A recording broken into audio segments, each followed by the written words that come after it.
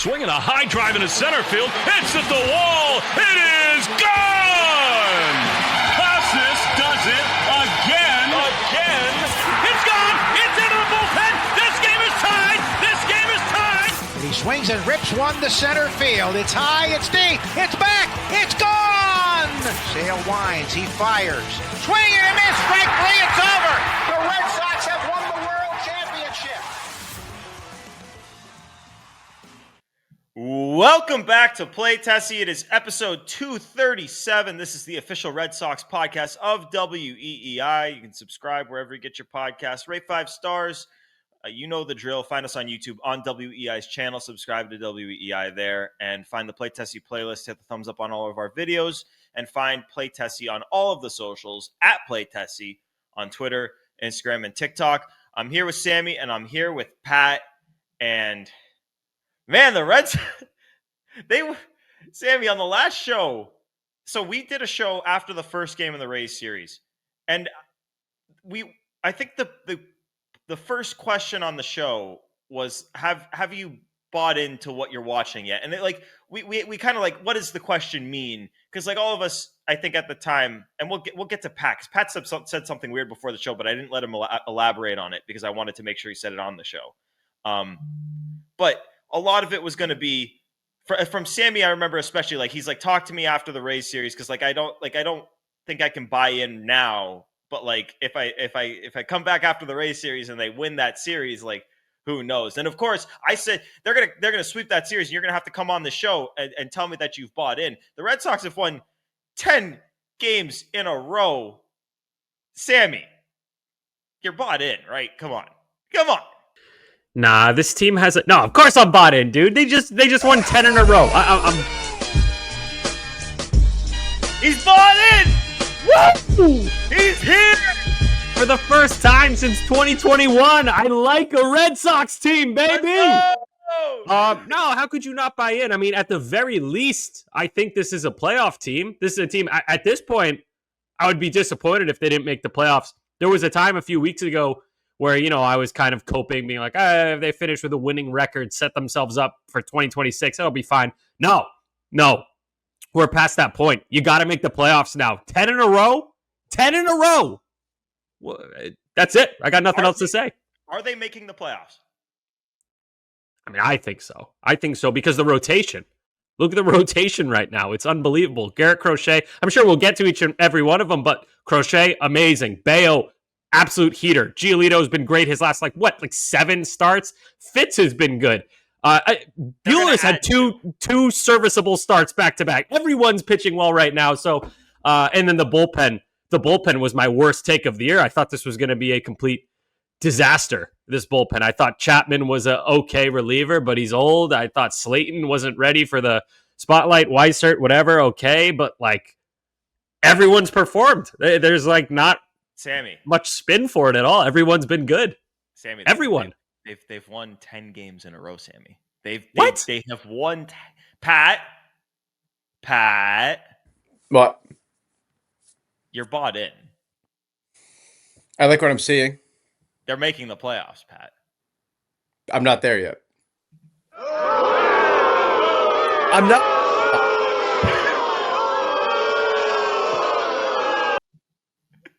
You all know. Let me explain. Just coincidentally, they were exactly 8 games over 500 at last year's All-Star break. I know, and we talked about this I remember the conversation that we had on this exact show last All-Star break when they beat the Royals in that series. And we saw this last year and they fell apart in the second half. And we came up with all these reasons why it wasn't going to happen again, and it did. So, Pat, is that what you're hung up on? Yes. And it has a lot to do with the opponents after the break. Last year it was the Rockies. That was when the wheels just totally fell off. They don't have the Rockies. They have start with the Dodgers or the Cubs? Cubs, Phillies, Dodgers. Okay, so that's 9 right there. And I said it 2 weeks ago. I said it last episode. I'm saying it again. I will give my buy-in verdict after the Dodgers series. Pat, can I tell you something that might give you a little bit of optimism heading into this 9-game stretch? Sure. Okay. And these are games heading into the day. This is a tweet I've got drafted, but I want to update it after the break when they've finished their games heading into the break. But before today, the Cubs in their last 22 games, 10-12. The Phillies in their last 17 games, 7-10. The Dodgers in their last 8 games, 1-7. This is not like they're Can I good give a teams. take, Gordo? Yes. I have a take. I don't think any of that matters. I think the It break probably doesn't. The break wipes changes everything all. away. Wipes everything But I'm away. just Like saying, New season. I'm just saying that this team has won 10 games in a row. And I get it. We saw them last break. It completely stunted their momentum. And like, let's be real. Like, can you expect the Red Sox to win 10 games in a row again after the break? Probably not. But I'm just saying, like, this team has shown that the Rays are a good team, and the Red Sox just had their way with them. They just had their fucking way with them. Daddied them all weekend long. And is it crazy to think that the Red Sox could go above 500 in a 9-game stretch against these good teams? I don't think that's crazy. They're going to have downs. That's a pretty fair bar. Just win 5 out of 9. I mean, so when I say I'm buying into this Red Sox team, I'm saying like, yeah, at this point, the American League is weaker than it's ever been. Legitimately, the weakest it's been in my lifetime. And as you guys know, I'm very old. There's really that's part of it. I'm not blown away by this Red Sox team, a great streak they're on and everything. But right now, I'm like 55% confident they'll make the playoffs, like a slight lean. You have to be. You can't not think this team at least has a fighting chance. I mean, look who's behind them. Seattle, not very scary. I don't think the Yankees are scary. They're ahead of the Red Sox. I think the Blue Jays are better than the Yankees. Who else is there? How scared of you are? How scared of the Blue Jays, Sammy? Because the Blue Jays have been getting a ton of positive talk in the national media space lately, and I get it. They are a good team. I don't think they're going to win this division. I'm afraid of them head to head. I think they play the Red Sox well. Like them winning the division, maybe, but I don't think they're going to be a 90 win team. I think I said 83. Gordo, you said 84 wins for that team. So yeah, they're a good team, but just look at the roster. It doesn't really, exude confidence if you're a Blue Jays fan. It's good. It's not terrifying. I think they're going to get Santander back soon, and that'll probably be their deadline upgrade, hopefully. Well, actually, they're. I keep hearing these crazy things that they're going for like these frontline starters, so they'll get a starter. Pat. Are the Red Sox, if you had to put money on it today, are the Red Sox going to make the playoffs? There is a right answer to this. So I looked at the Yankees and I looked at the Mariners schedule after the break. The Yankees' first 2 series are Braves, Blue Jays. The Mariners' first 2 series after the break, I forget which order, but it's Astros, Brewers. So they do get like a 6-game leeway. So for 2/3 of that, there's definitely some leeway. I put them at a 51% chance to make. So he says yes. He said yes. Pat and I are in the same. Let's go. So we're in the same boat. Pat and I are like very. Gordo, what's your percentage? Pat said 51. I said 55% chance to make the playoffs. Where are you? 99.999. No. Shut. No. I'm probably at like 55 to 60. No, give me a number. 55 60? to 60. Okay, I'll give you 60. I'll give you 60. All right. I understand that we have walked this road before, but one thing that the roads the last 2 years did not have, 10-game win streaks. They haven't won 10 games in a row since 2018. Pat, what happened in 2018 in October? The Brewers. The Brewers made it to the NLCS for the first time in a while. Yeah, they had a tough exit there. Astros lost the ALCS. They did. Yankees lost the. Justin Verlander was on that team. No, Yankees won the wild card game. They beat the Twins that year. No, they beat the A's. A's, that's who it was. It was the A's. I remember I badly wanted to face the A's, but that was just me being weak. Really, I should have wanted to face the Yankees for what happened. Yeah. So, okay, after the NL and ALCSs, we've covered that. The Astros and the Brewers went down. Who won those 2 series and then faced off in the World Series? The I can't World recall. Series. I can't recall. It was a while back. Yeah. I'm older. My memory's not as good as it used to be. Gordo, who won the 2018 World Series? All I know is that Christian Vazquez was the catcher, but I know he's now played for 3 teams. So it was either the Red Sox, the Astros, or the Twins. Let me speed up the process. The Sox won the World Series, okay? Move on, please. All right, there we have it. You heard it here first. The Red Sox are the 2018 World Series champions. Congrats. All right. Wait, no. God, this is my job. All right, I have it.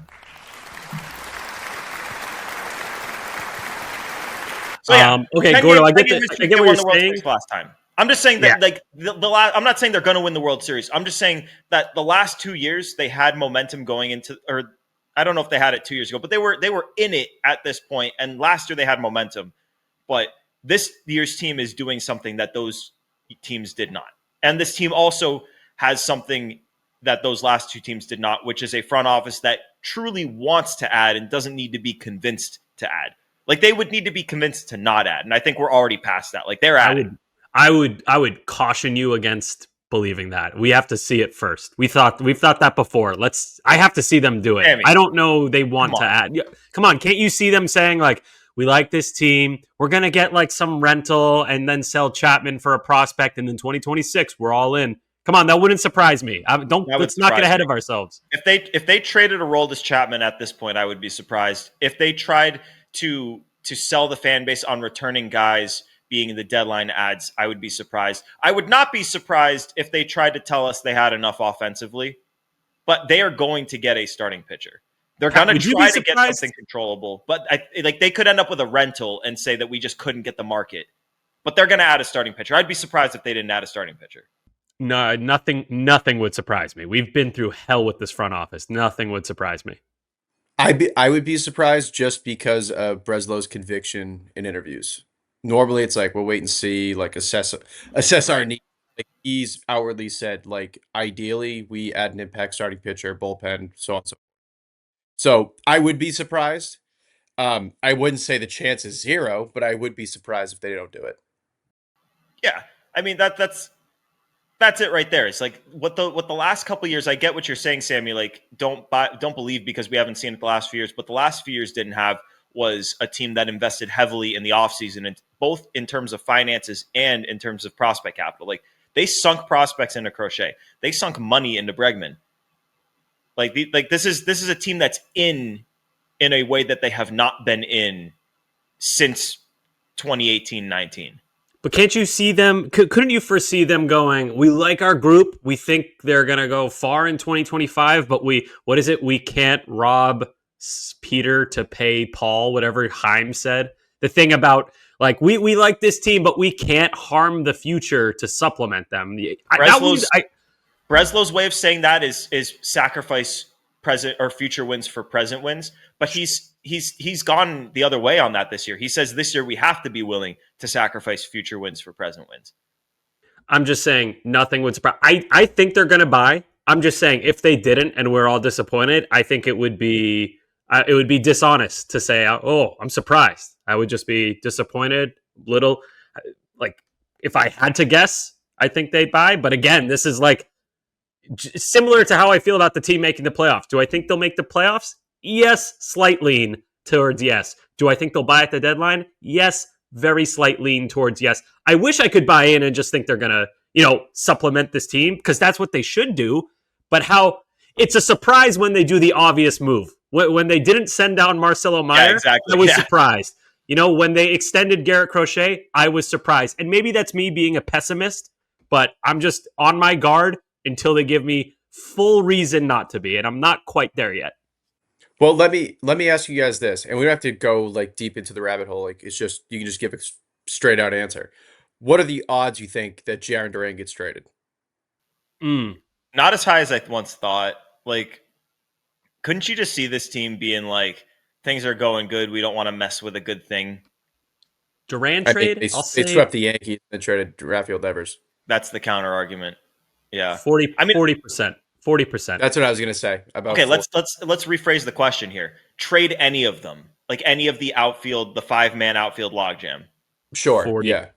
Okay, so 40. Okay, Yeah, I think I'm right around there with you. Like beforehand, I would have said 75% chance they trade someone. I don't think I'm there. 40% chance they trade an outfielder, 90% sure that if they do, it's going to be Duran. Does that make sense? Agreed. Yeah, I agree. I agree with that. Fully agree with that. So okay, we went on the radio over the weekend and we hashed out a lot of stuff. But there are some takes that were said on the radio that we've not said on this podcast. So there are a few things we need to talk about here. And on the lines of the outfield logjam, one of the things that the Sox tried out this weekend on Saturday to try to get all of the outfielders plus Massa in the lineup at the same time. Bregman took the day off. They moved Marcelo to third. They played Rafaela at second base, which allowed them to play Roman in left, Duran in center, Abreu in right, Yoshida DHs, Rafaela plays second. All of them are in the lineup that way. We talked about it before the game. During the game, or now that the game has passed, like I want to say all three of us were against it, against playing Rafaela at second base. Do I have that right? Yeah. I think you're all pretty clearly against it. With at least my reasoning being, you don't want to change up the routine of a guy who's got a great thing going. He's hit the majority of his value comes from his center field defense, and he's just been playing so well. I don't know why you'd want to change that. Not the end of the world that they did it. There was a play that with a hard hit ball that went under his glove that I thought maybe Marcelo could have made, but I don't have doubts about Rafaela's ability to play the position.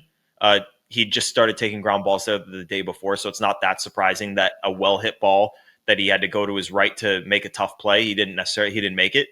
But yeah, my reasoning, I continue to believe that I continue to hope that they won't play him there moving forward after the break. And it all goes back to that routine. And this is why I hope they trade an outfielder as much as it's going to hurt. But did any of your guys' opinions change after he played the game, held his own, and then hit the home run in the finale?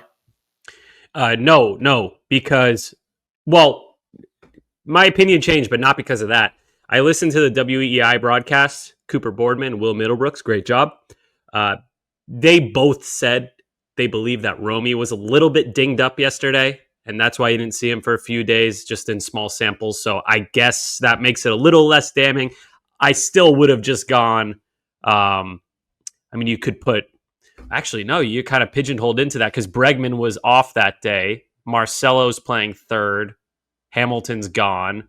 You can't use... Yeah, so I guess I'm fine with it. It's not something I want to see again unless there is an injury, but it sounds like the reason that happened was Romy was not 100% and it was a one-off, maybe a one-off, but yeah, not a big deal. Like we said on radio, I don't love it. Not a big deal. Didn't matter.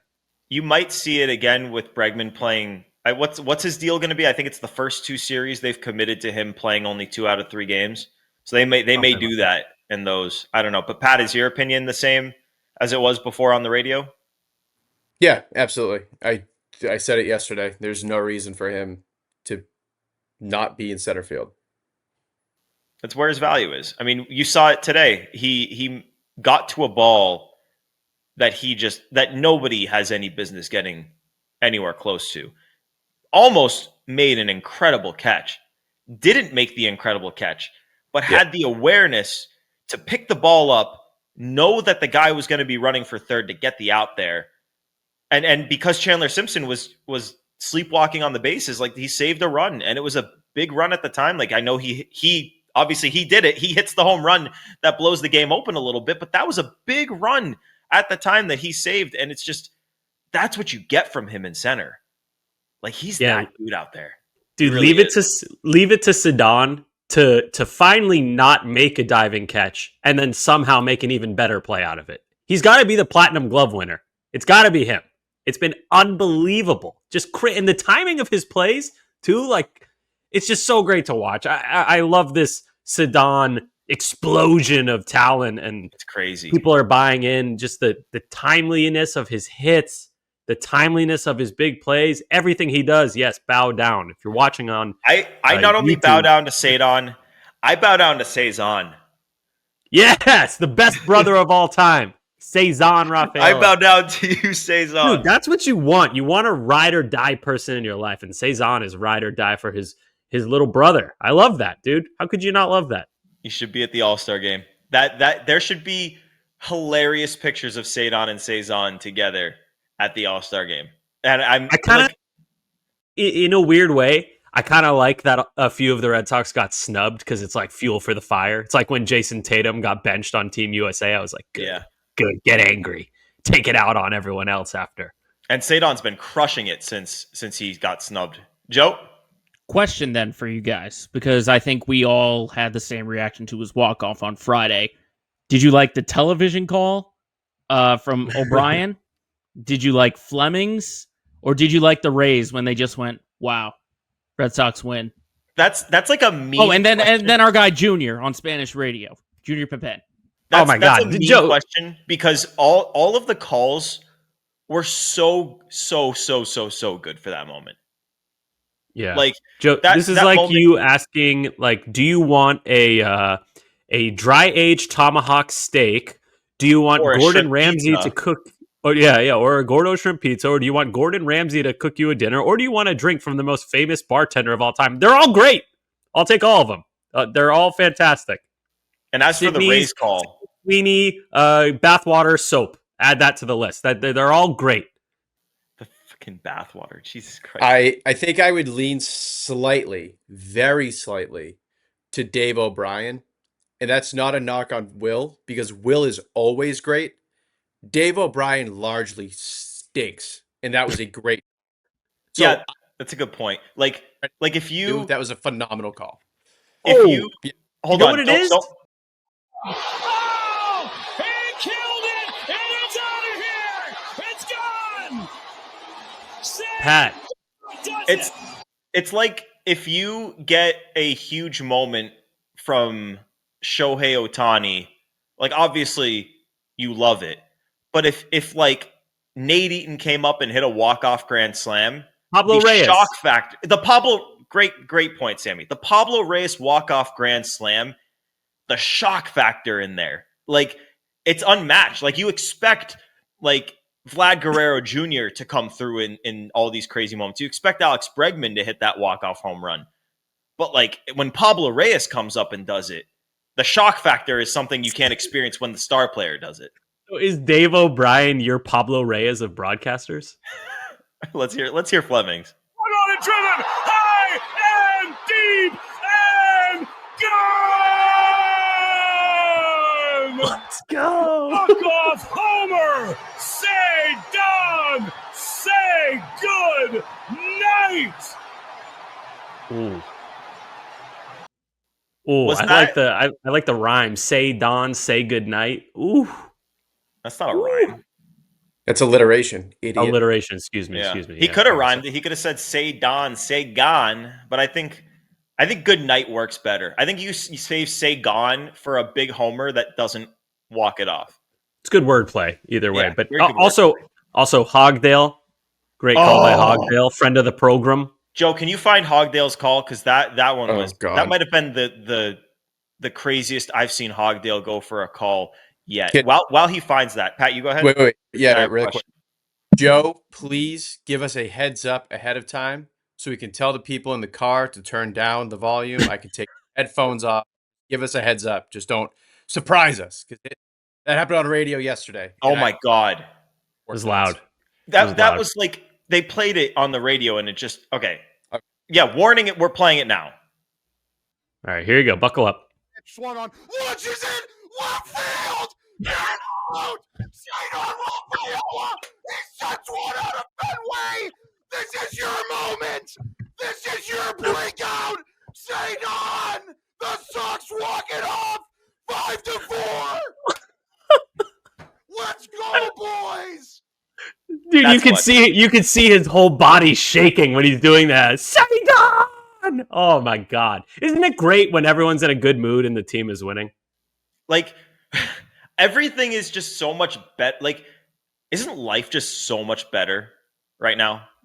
I will say I am in a better mood when the Red Sox are in a 10-game winning streak. I try not to let it affect me because that used to be a big issue with my personality. So I would Like they would lose a game to the Orioles in May, and then I'd be in a bad mood for a day. And it was just, I can't do that. I'm trying not to do that anymore now that I'm a veteran of the game, an old man.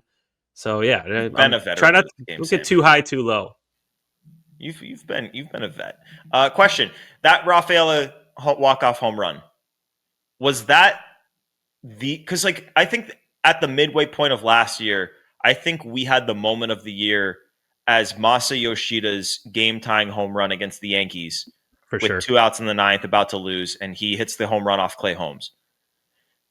I'm trying to think, like, does anything rival this for moment of the year?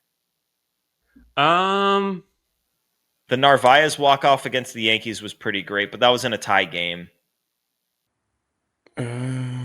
no, this has to.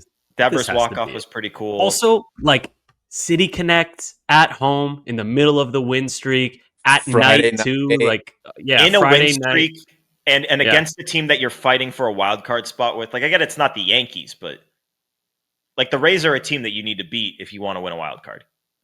And they're a team Yeah. that gives you trouble.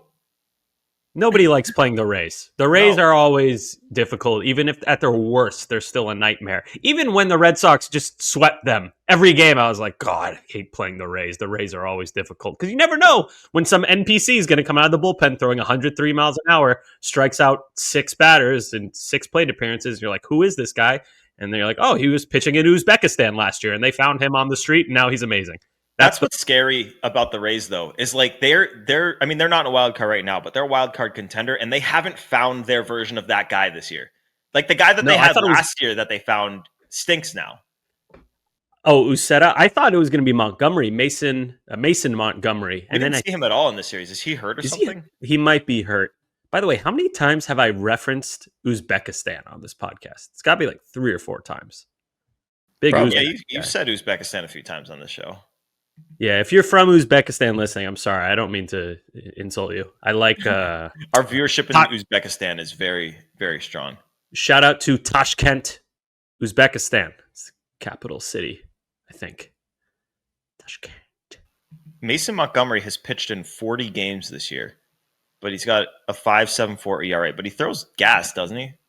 Yeah, he throws 103 or 4, something crazy. And he's not even a big guy either. So he'll be injured at some point. Sorry. Okay, I want to transition us to talking about how this team is played at home, because they're now 32-20 at home this year. And Alex Cora for the last couple of years has talked about we need to be better at home. He said it 2 years ago, we need to play better at home this year. They did not play well at home. I should pull up the record. I think they were like 5 or 6 games under 500 at home each of the last 2 years. But they're I'll get it for you guys, but they're 12 over 500 at home this year. That to me, tailoring a roster to play at home, teaching Ceddanne Rafaela how to pull the ball in the air, getting Alex Bregman, who not only can do that himself, but help, like Ceddanne Rafaela has, I think he told it was Jen McCaffrey. Like, yeah, I attribute everything that's going well for me right now to Bregman. Like, he's teaching Rafaela how to do it. There's like, these guys are just, they're using Fenway to their advantage, and just that this team has played so well at home. And to me, like, tell me if I'm crazy here, but I like having an environment at Fenway, an environment you can get your fan base excited about, that you're going to come into your ballpark and beat teams, like regardless of who it is, you're going to win those games. You're going to win those series. Like that's important, especially if you want to be a playoff team. Like, you have to be able to win those games at home. Absolutely. We need anything but friendly Fenway. I want Fenway to be a house of horrors for any team coming into Boston. It cannot be a place, and this is what we spoke about on the radio yesterday. For too long, the last few years, teams would come into Fenway, all the guys who haven't been there before, take pictures. Boston's a fun town, Fenway Park. Oh, I've seen this place on TV. It's so cool to be here. Let's take 2 out of 3 and then go home. That can't happen. You need it to be like 2018, when the Dodgers came in for the World Series and their pitching coach was complaining that the fans were too loud and too disruptive while their pitcher was warming up. It has to be a nightmare for the other team to play at Fenway. That is your advantage as the Boston Red Sox. That is what us, the fans, have to do within reason. Don't do anything crazy. I don't want that. But just be loud, be passionate. That's when Fenway's at its best. And when the Red Sox take advantage and ride the wave like Ceddanne did the other night, that is the best version of the Boston Red Sox on the field and as a product. Pat, before you give your take, here are the records the last 3 years. 2023, they were 39-42 at home. Cora went into 2024 saying we got to be better at home this year. That's going to be important. Well, they went 38-43 at home last year. This year, 32-20. Yeah. And I think that speaks for itself. And Cora said it on Friday after the game. He said that the fans have to make it uncomfortable to play at Fenway again. It has been uncomfortable really since I would say probably like early 22 because you were coming off of 21. But like the crowd, the Yankees series where it was Crochet versus Judge, that was insane. This whole series with the Rays was insane. And it has to keep building. Like it has to be a place where like it's a talking point about how hard to play here. And quite frankly, it hasn't been in years. It's 3/4 full. It's not diehards. It's people who are like there to be at Fenway. Now we're getting to the point where the ball is rolling. The team is good. They have momentum. They have a very good chance of going to the playoffs. People are buying in, and it's getting loud. It's getting hectic, and it's like it's playing onto the field. We're now getting to the point where Fairbanks like hangs a cookie because the place is rocking. Ceddanne hits it out, like, and that stuff. It just keeps building and building and building. Like it's not like this All-Star break's gonna go. They come home, and it's gonna be like back to the middle. That is, unless they go and just completely fall apart before they come back home. But like this is something that has to be a key point for the next, 3 months. You need to make Fenway uncomfortable, and it has been for about 2 weeks now, and things are looking very, very good. And the thing is, the fan base in Boston, they're just going to react to what the team gives them. Like this is a fan base that is starving for playoff baseball. And when they get any sort of sniff of a team that could give it to them, they're going to give you everything they got. Like that Rafaela walk-off home run, the next day, instant sellout on a Saturday against the Rays. That ballpark was packed to the brim. And what did the team give them? Those fans that said, "Hey, Ceddanne Rafaela just got me excited about this team. I'm excited about the Red Sox. I want to spend my Saturday at your ballpark to watch you guys win, root you on." And what did the Red Sox give those fans? 1 run. Complete game shutout, Garrett Crochet. Yes, 1 run, but a complete game shutout from Garrett Crochet. When you have fans that say, "Hey, maybe it might be time for me to buy in," and then you give them that, and you showcase your ace on the mound, Garrett Crochet, who is, in my opinion, he should be the Cy Young. This is the Major League Baseball leader in innings pitched. It's the Major League Baseball leader in strikeouts, and he's off of the AL lead in ERA by 0.02. And I know Tarek Skubal, Tarek Skubal's the best pitcher in baseball, but he is tied with Crochet in ERA, and he's behind him in strikeouts and innings. So yeah, let Skubal start the All-Star game. He's obviously incredible. Crochet is not going to pitch in the game, but to me, Crochet is the Cy Young for the AL in the first half. And that game, he was it was 3 hits, no walks. You could have made the argument. I was at the game with Joe, and we were talking about whether we would send Crochet out for the 9th. And it's like, okay, if he's above 90, I don't know, maybe just let him rest, get his extra day. He's going to have he's going to pitch on Sunday. So that would be about a week and change, a week and a day off. So let him have that rest, go to Chapman. It's a 1-0 game, but they throw him back out there. And to his credit, he couldn't allow a base runner there, because if you put a guy on base in that 9th inning, they throw Chandler Simpson on the base paths. He's on second. And all of a sudden your life is pretty uncomfortable. So to his credit, 1, 2, 3 inning, he is he is in the 100 pitches echelon, too. On the dot, 100 pitches. And he is, to me, he is in that upper echelon of the elite in this game.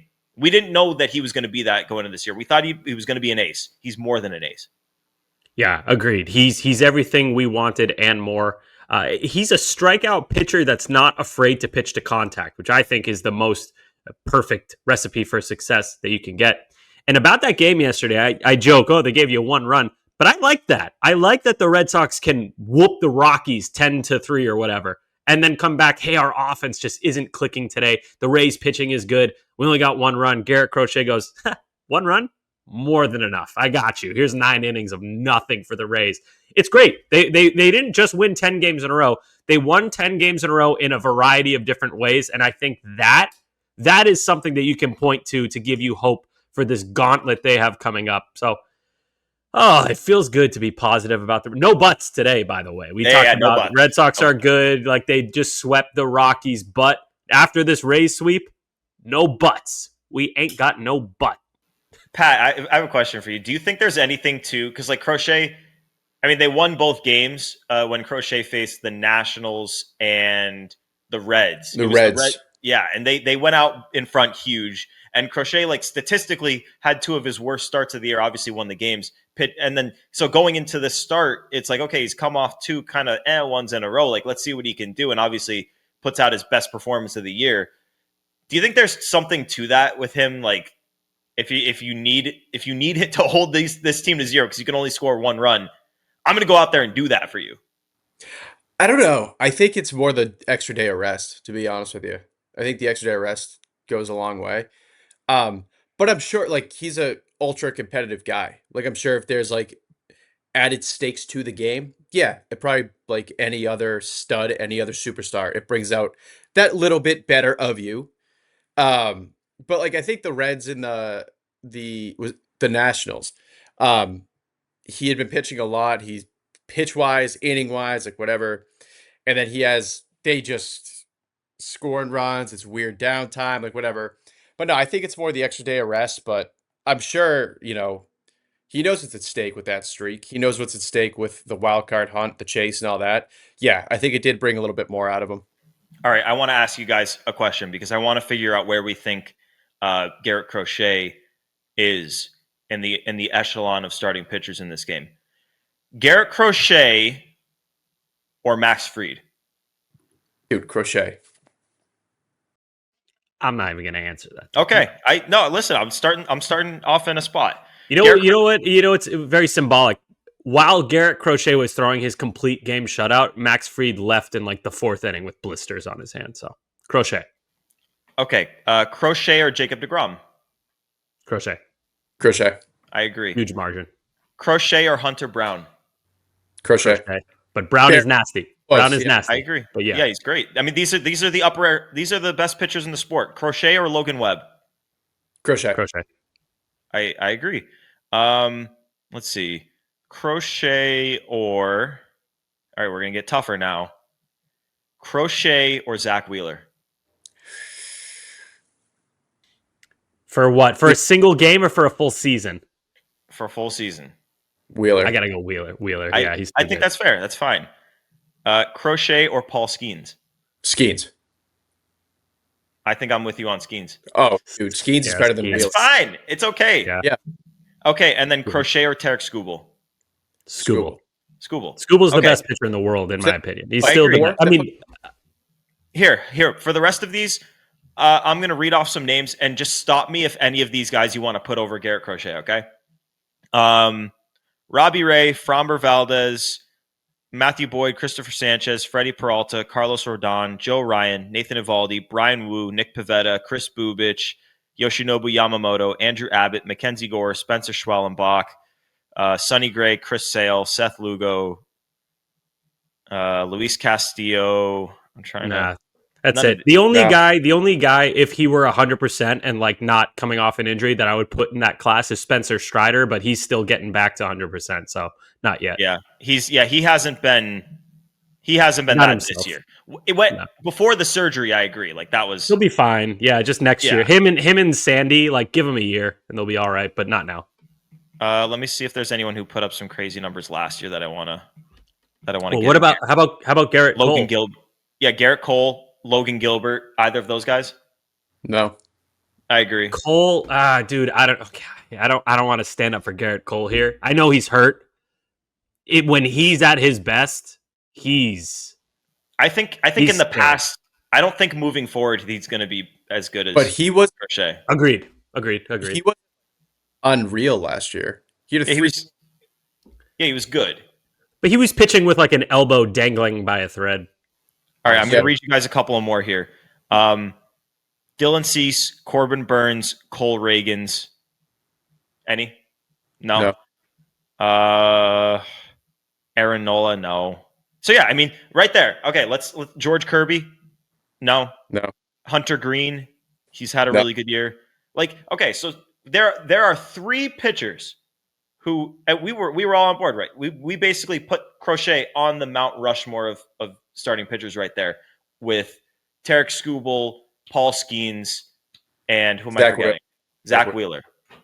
And he says he's going to retire in a couple of years, so he'll be gone. And then You guys ever seen that? A guy call his retirement like 2 years out? I've never seen that. I think that's and you know bizarre. what, Sammy? When he retires on his own accord, teams would want him, but he's going to go out on his own terms. Congratulations. I will congratulate Zach Wheeler when that day comes, unless he sucks, in which case I won't. And I'll say sorry about that.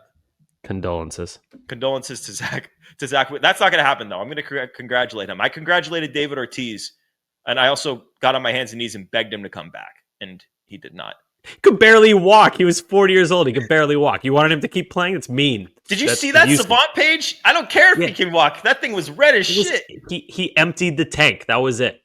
Yeah, he did. He did. That was cool, though. He went out on his own terms, too. Yeah, and that's why you congratulate him, and you don't have to give Ortiz your condolences. That was my favorite playtesting conversation ever. Should we congratulate or give condolences to Josh Harrison?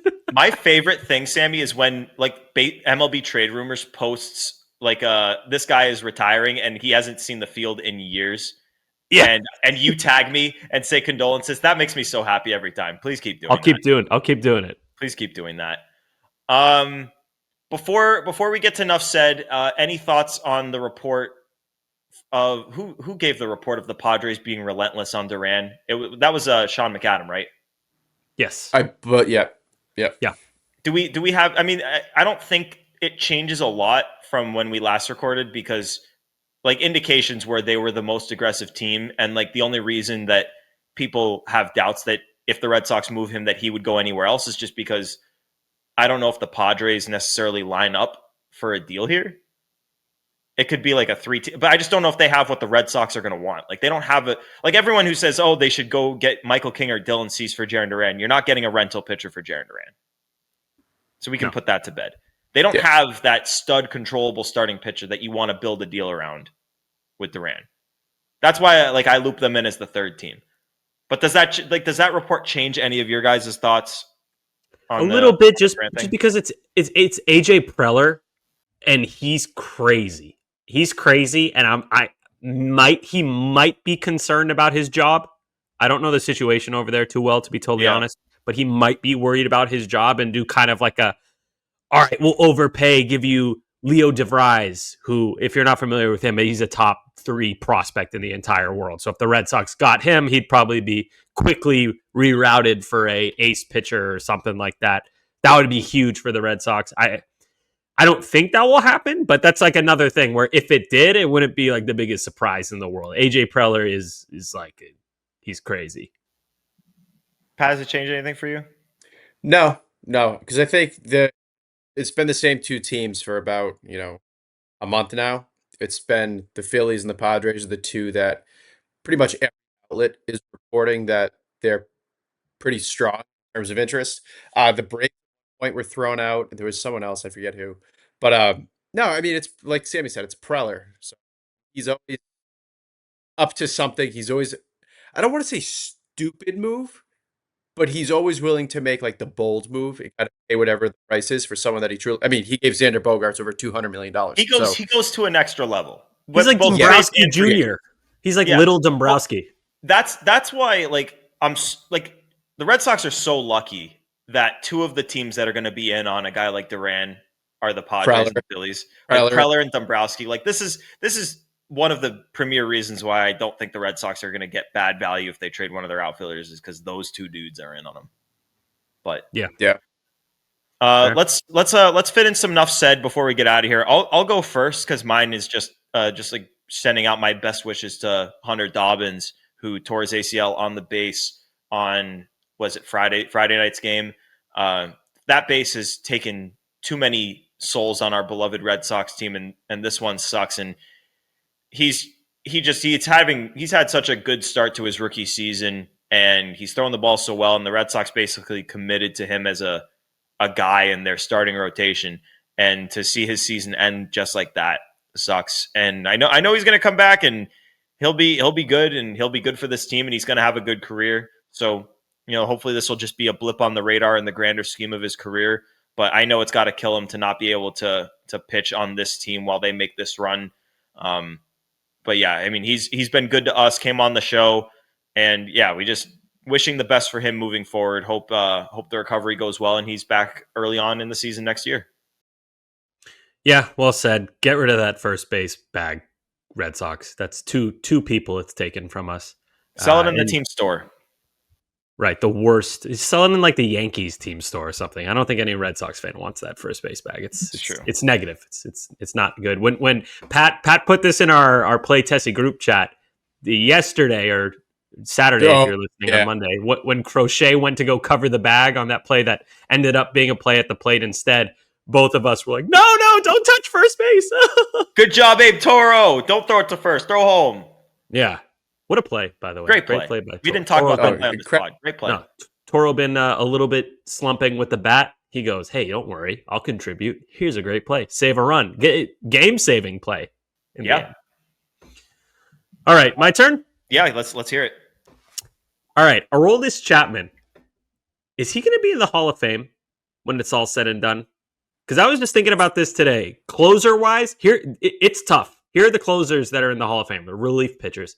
It's Billy Wagner, Mariano Rivera, Lee Smith, Trevor Hoffman, Goose Gossage, Bruce Sutter, Dennis Eckersley, Raleigh Fingers, Hoyt Wilhelm. So not a big list, but Chapman, you guys know he's an 8-time All-Star, Pat's shaking his head no. I don't think this is a clear-cut no at all. I think Here, let me give you Chapman's accolades. 8-time All-Star, 2-time World Series winner.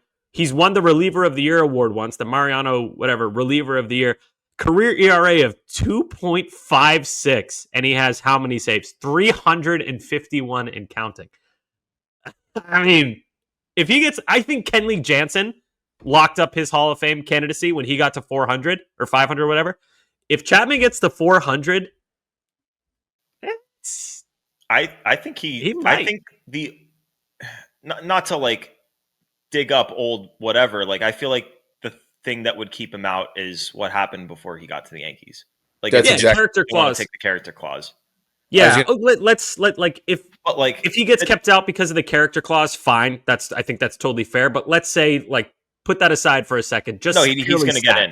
Pure stats, he's going to get in because he's got so much more to give. Like he's got what's his ERA right now? 1.18. Do I have that right?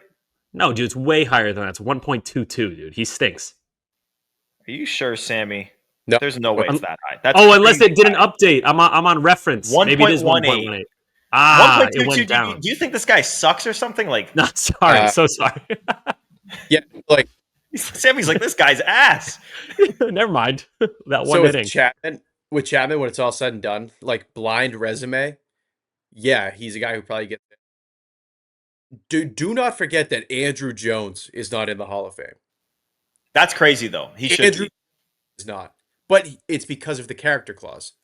Oh, I didn't know Andrew Jones had. You'll have to fill me in later on what that is. I don't know anything about that. So, anyways, let me double check that, but I'm pretty sure. Anyways, the character clause is like a legit thing. Like it holds guys out, and for that reason, I don't think he gets in. Yeah, so this is from 2012. Andrew Jones was accused of dragging wife downstairs. Oh! Ooh. Yeah, so he's not in for that reason. Chapman won't get in. Resume-wise, sure. I mean, Ty Cobb is in. Ty Cobb's a bad dude. Yeah, well... Schilling was gonna get in before he told them to not vote him in.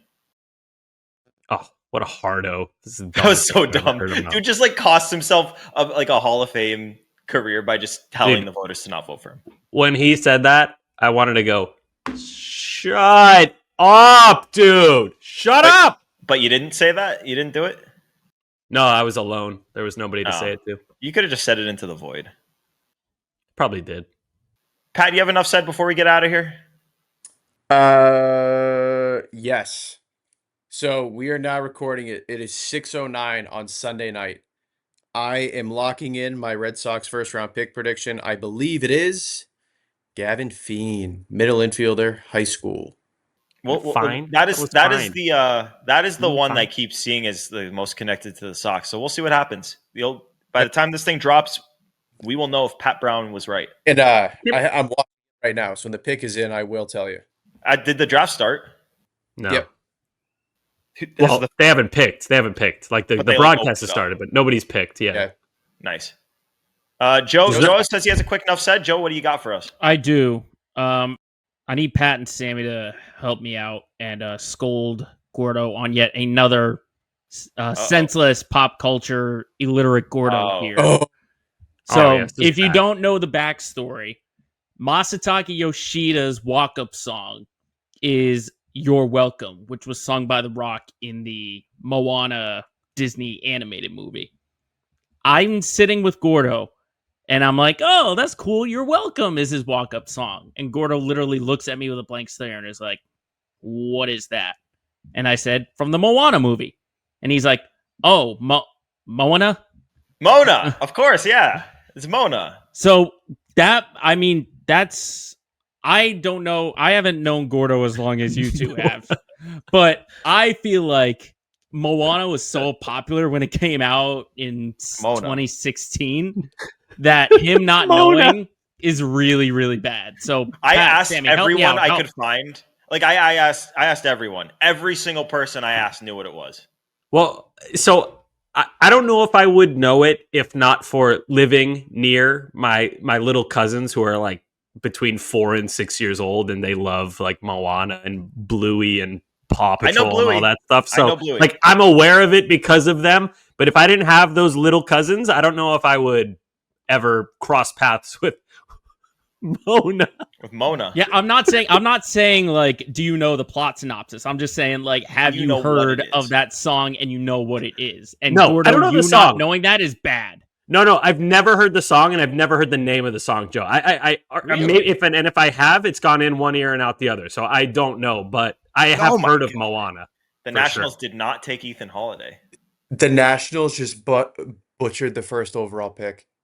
Oh, You want to tell the Good. people who they picked? They took Eli Willits, who's like 5th, 6th ranked, over Ethan Holiday, Cade Anderson.